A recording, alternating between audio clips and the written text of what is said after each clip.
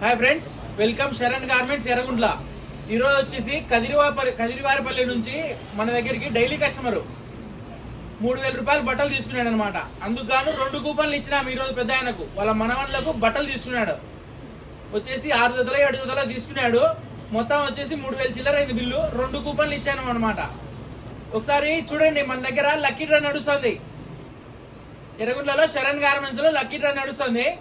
First prize వచ్చేసి electrical bike, second prize వచ్చేసి washing machine, third prize వచ్చేసి grinder పెట్టినాం.